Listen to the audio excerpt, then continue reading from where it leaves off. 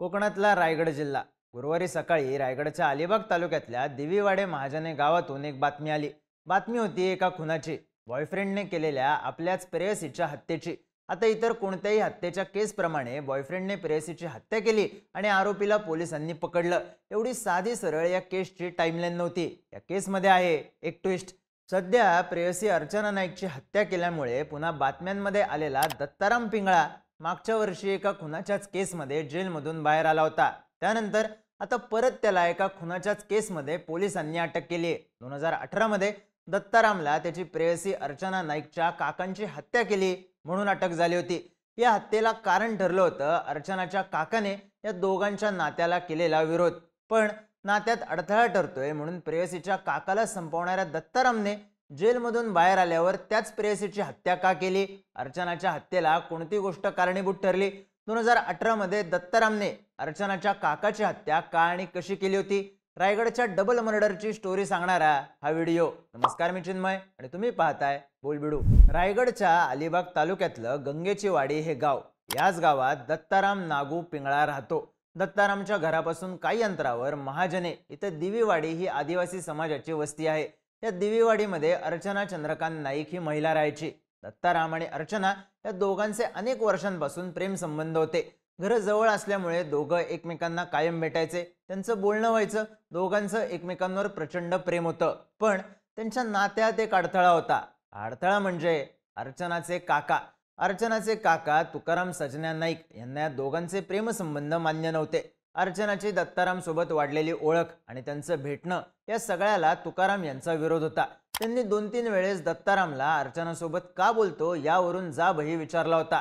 याच कारणावरून तुकाराम आणि दत्ताराम यांच्यात 2-3 वेळा किरकोळ वाद सुद्धा झाले. अर्चनाचे काका तुकाराम आपल्या प्रेम संबंधांमध्ये अडथळा ठरतायत याची जाणीव दत्तारामला झाली होती. त्यामुळं त्याच्या मनात तुकाराम यांच्याबद्दल राग होता. त्यातच एक दिवस तुकाराम यांनी अर्चनाचं लग्न दुसऱ्या ठिकाणी ठरवलं. तुकाराम यांनी अर्चनाचं लग्न चंद्रकांत अशोक नाईक या नावाच्या व्यक्तीसोबत लावून सुद्धा दिलं. आपल्या प्रेयसीचं लग्न दुसऱ्या व्यक्तीसोबत लावून दिल्यामुळं दत्तारामच्या मनात तुकाराम यांच्या विरोधातला राग आणखी वाढला.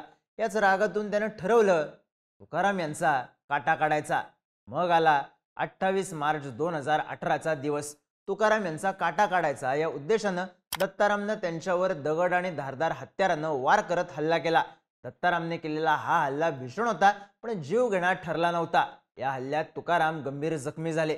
मग त्यांना लगेचच अलिबागमधल्या जिल्हा रुग्णालयात उपचारांसाठी हलवण्यात आलं. सुरुवातीला दत्तारामला तुकाराम यांना संपवण्याचा आपला प्लॅन अपूर्ण राहिला असं वाटलं, पण प्रत्यक्षात तसं घडलं नाही.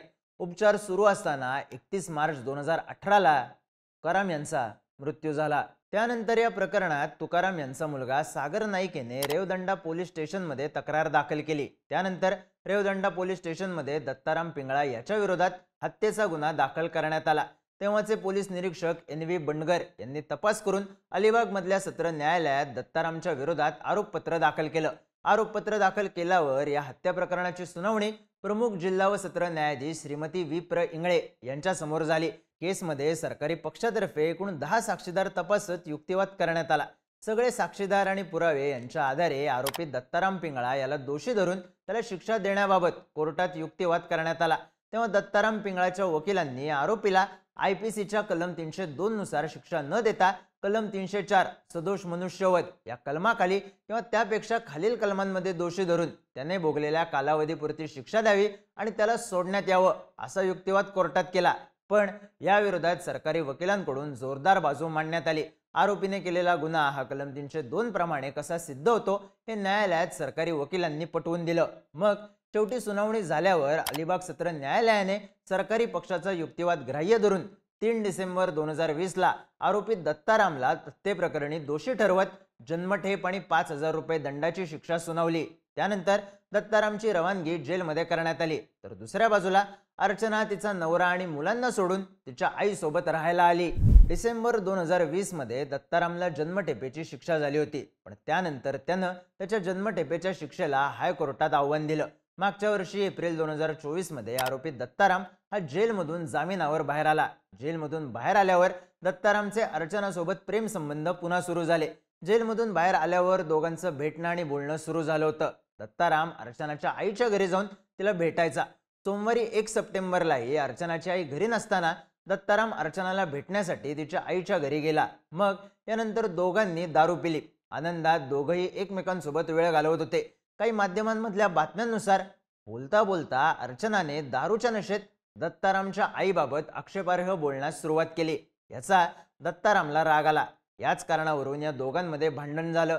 मग रागाच्या भरात दत्तारामने दोरीच्या मदतीने अर्चनाचा गळा आवळला. यानंतर अर्चना खाली कोसळली. गळा आवळून अर्चनाचा मृत्यू झाला होता. पण दारूच्या नशेत असणाऱ्या दत्तारामला वाटलं अर्चना झोपलीये, त्यामुळे तो सुद्धा तिच्या शेजारी झोपी गेला. दुसऱ्या दिवशी सकाळी दत्ताराम उठला आणि त्याच्या घरी निघून गेला. काही वेळाने जेव्हा अर्चनाची बहीण आली तेव्हा अर्चना मृत अवस्थेत दिसली.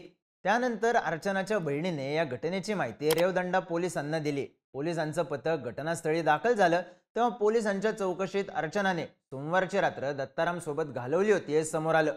तोपर्यंत अर्चनाचा मृत्यू झाल्याची बातमी दत्ताराम पर्यंतही पोहोचली होती. त्यामुळे घाबरून दत्ताराम जवळच्या जंगलात लपून बसला होता. पण पोलिसांनी श्वानपथकाच्या मदतीने त्याचा माग काढला आणि मंगळवारी रात्री त्याला अटक केली. दत्तारामच्या विरोधात रेवदंडा पोलीस स्टेशनमध्ये भारतीय न्याय संहितेच्या कलम 103(1) नुसार हत्येचा गुन्हा दाखल करण्यात आलाय. सध्या कोर्टाने दत्तारामला 7 दिवसांची पोलीस कस्टडी सुनावली आहे. पोलिसांकडून या केसचा अधिकचा तपास सुरू आहे. आता काही माध्यमांनी अशाही बातम्या दिल्या आहेत की अर्चनाचे काका तुकाराम यांच्या हत्येच्या केसमध्ये जेलमध्ये जावं लागलं. या गोष्टीचा दत्तारामच्या मनात राग होता. त्यातूनच त्यानं अर्चनाला संपवलं. त्यामुळे आता पोलिसांच्या चौकशीत कोणती माहिती समोर येणार, त्यानं अर्चनाचा खून का केला याचं खरं कारण समोर येणार का हे पाहणं महत्त्वाचं ठरणार आहे. पण तोवर चर्चा होत राहील आपल्या प्रेयसीसाठी तिच्या काकाचा खून करणाऱ्या आणि त्यानंतर दारूच्या नशेत प्रेयसीला संपून तिच्याच शेजारी झोपून राहणाऱ्या दत्ताराम पिंगळाची.